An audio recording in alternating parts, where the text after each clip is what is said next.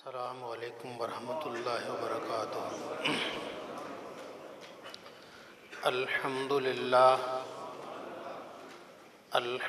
للہ رب العالمین، والصلاة والسلام علی امام الانبیاء والمرسلین، قائد الغر المحجلین، سیدنا و مولانا محمد المبعوث رحمة للعالمین، وعلى آلہ واصحابہ اجمعین۔ اما بعد فاعوذ باللہ من الشیطان الرجیم، بسم اللہ الرحمن الرحیم۔ من عمل صالحا من ذکر او انثى وهو مؤمن فلنحيينه حياة طیبہ۔ صدق اللہ مولانا العظیم۔ اللہ رب العزت کا ارشاد گرامی، من عمل صالحا من ذکر او انثى وهو مؤمن، جس نے بھی نیک عمل کیا، کوئی نیکی کی، اللہ کو راضی کرنے والا کام کیا، اللہ کے رسول کو خوش کرنے والا کوئی کام کیا، وہ مرد ہو یا عورت، شرط یہ ہے وہ مومن ہو، تو ہم اسے ضرور حیات طیبہ پاکیزہ زندگی عطا کر دیتے ہیں۔ جو بھی نیکیاں کرتا ہے اللہ تعالیٰ اسے پاکیزہ زندگی دیتا ہے۔ نیکی کرتے جائیے، پاک ہوتے جائیے۔ ایک وقت آئے گا کہ نیکیاں کر کر کے سر سے لے کر پاؤں کے ناخنوں تک انسان پاک ہو جائے گا۔ پھر وہ جہاں سے گزرتا جائے گا فرشتے بھی اسے سلام کرنے کے لیے تیار ہوں گے۔ تو آئیے پروردگار عالم کی بارگاہ میں التجا کرتے ہیں، اللہ ہمیں زیادہ سے زیادہ نیکی کرنے کی توفیق عطا فرما۔ نیکی کہتے ہی اس عمل کو ہیں کہ جس عمل سے نیلی چھت والا بھی راضی ہو جائے اور سبز گنبد والا بھی راضی ہو جائے، صلی اللہ علیہ وسلم۔ تو اللہ تعالی ہم سب کو کثرت سے نیکیاں کرنے کی توفیق عطا فرمائے۔ آج تو ہمیں اس کا احساس نہیں، اس کی قدر نہیں، قیامت کے دن پتہ چلے گا کہ ایک ایک نیکی کا کتنا بڑا انعام ہے۔ جیسے آج ہم کوئی جانور کا بچہ پالتے ہیں اور پالتے وہ پورا جانور بن جاتا ہے، گھوڑے کا بچہ پالتے ہیں پورا گھوڑا بن گیا،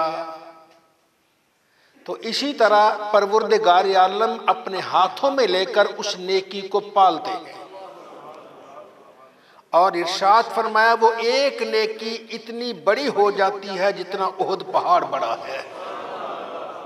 تو جب یہ احد پہاڑ ایک ایک نیکی جتنا نیکی والے پلڑے میں رکھا جائے گا تو اس وقت مومن کے چہرے کی چمک کا عالم کیا ہوگا۔ اللہ رب العزت ہم سب کو کثرت سے نیکی کرنے کی توفیق عطا فرمائے، ایسے عمل کرنے کی توفیق عطا فرمائے جس سے پیدا کرنے والا ہم سے راضی ہو جائے۔ اور نماز سب سے بڑی نیکی ہے، اس سے بڑھ کر کیا نیکی ہوگی۔ لیکن حضرت ابو عبیدہ جو حضرت عبداللہ بن مسعود رضی اللہ تعالیٰ عنہ کے صاحبزادے ہیں، آپ فرماتے ہیں ما داما قلب الرجل یذکر اللہ سبحانہ وتعالی فہو فی الصلاۃ وان کان فی السوق، جب بندہ کا دل اللہ کو یاد کرتا ہے تو گویا وہ نماز میں ہے، نماز پڑھ رہا ہے، اگرچہ وہ بازار کے ہی چکر کیوں نہ لگا رہا ہو۔ تو کچھ لوگ ایسے بھی ہیں جو بازار میں بھی چکر لگاتے ہیں تو پھر بھی وہاں وہ غافل نہیں ہوتے، اللہ تعالیٰ کی رحمتوں، عنایتوں اور کرم نوازیوں سے مالا مال ہوا کرتے ہیں۔ تو آئیے اللہ تعالیٰ کے ان انعامات کا شکر ادا کریں اور ہر وقت اپنی زبان کو تر و تازہ رکھیں۔ پھر فرمایا وَإِن يَتَحَرَّكْ بِهِ شَفَتَيْ فَهُوَ أَعْظَمُ، اگر ذکر کے ساتھ اس کے لب بھی ہل جائیں تو یہ اور بہت بڑی بات ہے۔ مومن دل سے یاد کرتا ہے، بازار میں بھی ہو رب اس کو نماز کا ثواب عطا فرماتا ہے، اگر زبان کو حرکت دے دے تو بات نور علی نور ہو جاتی ہے۔ آئیے اپنے آپ کو سوچئے، جب ہم دنیا سے آئے تھے، ماں کے پیٹ سے آئے تھے تو کیا ساتھ لے کے آئے تھے؟ کچھ بھی ساتھ نہیں تھا، تن کے کپڑے بھی نہیں تھے۔ پھر اللہ نے مہربانی فرمائی کہ رب نے ہمیں غذا دی، اللہ نے مہربانی فرمائی تن ڈھانپنے کے لیے کپڑے دیے، اللہ نے مہربانی فرمائی سر چھپانے کے لیے کوئی جھونپڑا دیا، اللہ نے مہربانی فرمائی لیٹنے کے لیے کوئی بستر دیا، اس کی مہربانی ہوئی، دیکھنے کے لیے آنکھ دی، اس کی مہربانی ہوئی، بولنے کے لیے زبان دی، اس کی مہربانی ہوئی، پکڑنے کے لیے ہاتھ دیے، اس کی مہربانی ہوئی، چلنے کے لیے پاؤں دیے، اس کی تو قدم قدم پر مہربانیاں ہیں۔ ہم کس کس کا شکر ادا کریں؟ جس کا بھی شکر ادا کریں گے وہ کہتا ہے کام تو میں نے تمہارے لیے کیا ہے، لیکن تم شکر ادا کرو گے میں تمہاری نیکیوں میں اضافہ کرتا جاؤں۔ ایک دن انسان پیدا ہوتا ہے اور ایک دن جاتا بھی ہے دنیا سے۔ اب ہم بھول گئے جانے کو، روزانہ لوگ دیکھتے جا رہے ہیں لیکن اپنا خیال نہیں ہے کہ ہم نے بھی کبھی جانا ہے۔ یہی سب سے بڑی غفلت ہے۔ حضرت ام درداء رضی اللہ تعالی عنہا آپ فرماتی ہیں کیا تم جانتے ہو کہ میت کو جب چارپائی پر لٹا کر لے جاتے ہیں وہ کیا کہہ رہی ہوتی ہے؟ وہ کہنے لگے نہیں ہمیں تو نہیں پاتا۔ فرمایا سنو، وہ کہتی ہے میرے گھر والوں، اے میرے پڑوسیوں، اے میری چارپائی اٹھانے والوں، یہ دنیا تمہیں دھوکے میں مبتلا نہ کرے جیسے اس نے مجھے دھوکے میں مبتلا کر دیا تھا۔ اب بھی سمجھ جاؤ، اس کی آواز سنتا کوئی نہیں، جو سن جاتا پھر وہ اس دنیا کا رہتا نہیں ہے۔ ہاں آئیے اس کی آواز کو سمجھنے کی کوشش کیجئے۔ فرمایا دنیا تمہارے ساتھ کھیلتی ہے جیسے میرے ساتھ کھیلی تھی، اب میری اولاد، میرے اہل خانہ مجھے تو اٹھا رہے ہیں لیکن میرے گناہوں کا بوجھ کبھی نہیں اٹھائیں گے۔ تو آئیے اس وقت سے پہلے کہ ہم بھی وہاں حسرت سے کو آوازیں نکالیں، اس سے پہلے سمجھ جائیے، اپنے پروردگار کو جائیے، اپنے اللہ کو یاد کیجئے، رب کو راضی کیجئے۔ وہ نیلی چھت والا تو بڑی جلدی راضی ہو جاتا ہے۔ اللہ کے نبی صلی اللہ علیہ وسلم نے ارشاد فرمایا تم راست چلتے میں کوئی پتھر نظر آ جائے، پاؤں سے پتھر کو سڑک سے پرے کر دو، اینٹ کے ٹکڑے کو پاؤں سے پرے کر دو، نیلی چھت والا تو اس عمل سے بھی راضی ہو جاتا ہے۔ آئیے کوئی عمل کیجئے، نیکی کیجئے، پروردگار عالم اس عمل سے راضی ہو جاتا ہے۔ رب راضی ہو جائے تو دونوں جہاں کی نعمتوں سے جھولی بھر جایا کرتی ہے۔ حضرت میمون بن مہران رحمت اللہ تعالی آپ فرماتے ہیں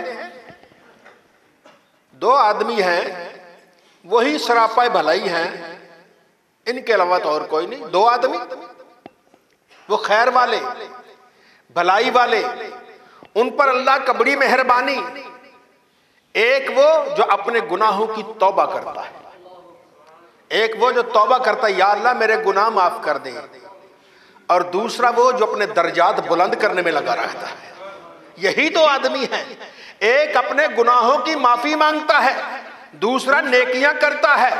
ایک پچھلے گناہوں کی معافی مانگنا یہ بھی تو نیکی ہے، وہ نیکیاں ہی کرتا ہے، ہر لمحہ ہر گھڑی نیکی کرتا ہے۔ جب نیکی کرتا ہے اس کا دامن خالی نہیں جاتا، وہ جہاں جہاں سے گزرتا جاتا ہے فرشتے بھی اسے سلامی کے لیے تیار نظر آ جاتے ہیں۔ یہ نیکی کرتے کرتے ایک وقت آتا ہے کہ انسان کا دل پاک ہو جاتا ہے۔ دل پاک ہونا بڑا مشکل ہے، دل کا پاک ہونا بڑا مشکل ہے۔ یہ پاک نہیں ہوتا، ہاں کسی کی نظر ہو جائے تو پھر 1 منٹ سے پہلے پاک ہو جاتا ہے۔ بہرحال دل پاک بھی ہوتا ہے۔ جب دل پاک ہو جائے اس کی نشانی یہ ہے پھر کسی مسلمان کو کمتر نہیں سمجھا جاتا، سب کو اپنے سے بہتر سمجھا جاتا ہے، ہر ایک کو اپنے سے افضل سمجھا جاتا ہے۔ اس دل میں پھر حسد نہیں آتا، کینہ نہیں آتا، بغض نہیں آتا، کسی پر نعمت کو دیکھ کر جلا نہیں جاتا، کسی پر اللہ کے انعام کو دیکھ کر اندر سے انسان کڑتا نہیں ہے۔ یہ تو اللہ کی تقسیم پر اعتراض، اس بندے پر کیا اعتراض ہے؟ بندے کو جو دیا بندے نے نہیں دیا، وہ اللہ نے دیا ہے۔ اگر کسی کو زیادہ دیا ہے، کم دیا ہے، یہ رب کی تقسیم ہے، رب کی تقسیم پہ اعتراض نہیں کرتے، اپنے سینے کو صاف کرتے ہیں۔ جب اپنا سینہ صاف ہو جائے، رب کی رحمت سینے پہ اتر آیا کرتی ہے۔ حضرت عیسیٰ علیہ السلام کے زمانہ میں ان کی رات تھی کوئی، جیسے ہماری راتیں ہیں، شب برات ہے، لیلۃ القدر ہے، خیر من الف شہر، 1000 مہینے سے بہتر عبادت کرو، ان کی بھی کوئی رات تھی حضرت عیسیٰ علیہ السلام کی۔ لوگ اللہ اللہ کر رہے تھے، ایک آدمی سویا ہوا تھا، آپ اس کے پاس گئے، اسے جگایا، جگا کر اللہ کے بندے دیکھ، یہ راتیں قسمت سے نصیب ہوتی ہیں، یہ راتیں قسمت سے نصیب ہوتی ہیں، تو بھی کوئی اللہ اللہ کر لے، رب کو راضی کر لے۔ عرض کی حضرت میں نے ایک کام کیا ہے، تو اس کام کی وجہ سے میں لیٹ گیا ہوں۔ میں کیا کام کیا ہے؟ عرض کی حضرت میرے دل میں کسی کے بارے میں نفرت ہے ہی نہیں، کسی کے بارے میں نفرت نہیں ہے۔ اتنا سننا تھا تو آپ نے فرمایا سو جا، تو سب سے آگے نکل گیا ہے۔ یہ سینہ پاک کیجئے، نفرت نہیں، اس سینے میں بغض نہیں، اس سینے میں حسد نہیں۔ مومن کا سینہ پاک و صاف ہوا کرتا ہے، کسی سے ناراضگی فقط ظاہری طور پر 3 دن کے لیے، اس کے بعد وہ بھی نہیں ہے۔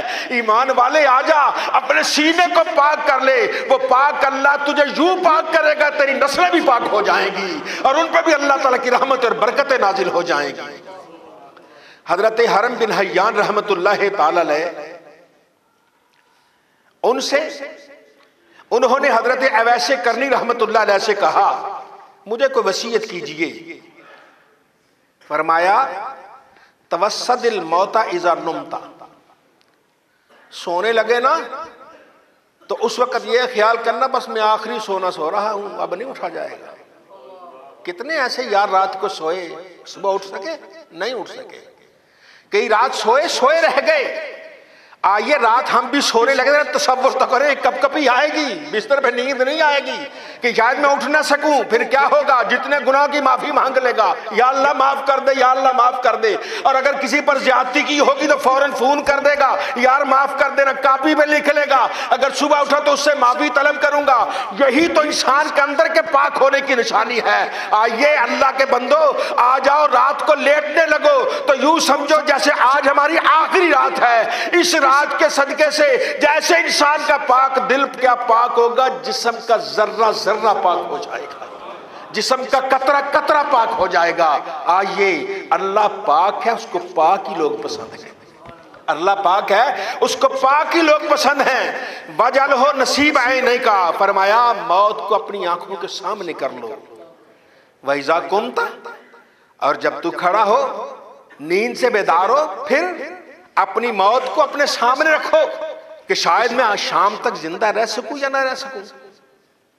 پھر فرمایا لا تنظر فی صغر الخطیۃ، یہ نہ دیکھو گناہ چھوٹا ہے۔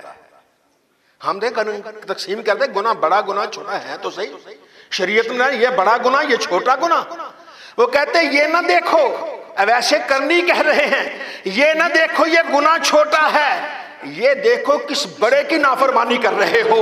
اللہ اکبر ہے، اس کی نافرمانی چاہے چھوٹی ہو یا بڑی ہے تو نافرمانی، اگر چھوٹی پہ پکڑ لیا اس نے تو کیا جواب دو گے؟ اس لیے اس کی نافرمانی نہیں کرتی، چھوٹے اور بڑے کی تقسیم میں نہیں جاتے، ہر وقت ڈرتے رہتے اور اپنے ہر گناہ کی معافی مانگتے رہتے ہیں۔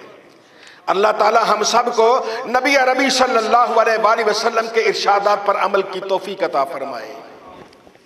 حضرت نبی کریم صلی اللہ علیہ وسلم کے ایک صحابی فرماتے ہیں کہ نبی کریم صلی اللہ علیہ وسلم نے ارشاد فرمایا اے میرے امتیو یقول ربکم، تمہارا رب کہتا ہے، اللہ فرماتا ہے یا ابن آدم تفرغ لعبادتی، اے آدم کے بیٹے انسان، اے آدم کے بیٹے تو میری عبادت کے لیے کوئی وقت تو نکال، تو تھوڑا فراغت لے آ، میری عبادت کے لیے کوئی وقت نکال۔ املا قلبک غنن، میں تیرے دل کو غنی بنا دوں گا، غنا سے تیرے دل کو بھر دوں گا. تو اپنے آپ کو امیر تصور کرے گا، غریب تصور نہیں کرے گا. اللہ تیرے سینے کو بھر دے گا، غنا سے بھر دے گا. وَمْلَا يَدَيْكَ رِزْقًا، اور تیرے ہاتھوں میں بھی رب تعالیٰ رزق عطا فرما دے گا.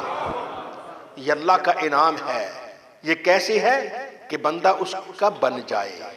من کان اللہ کان اللہ لہ، جو اللہ کا ہو گیا اللہ اس کا ہو جاتا ہے. کہتے رب روزی نہیں دیتا، میں روزی نہیں دیتا. ہم روزی کے قابل کہاں رہے؟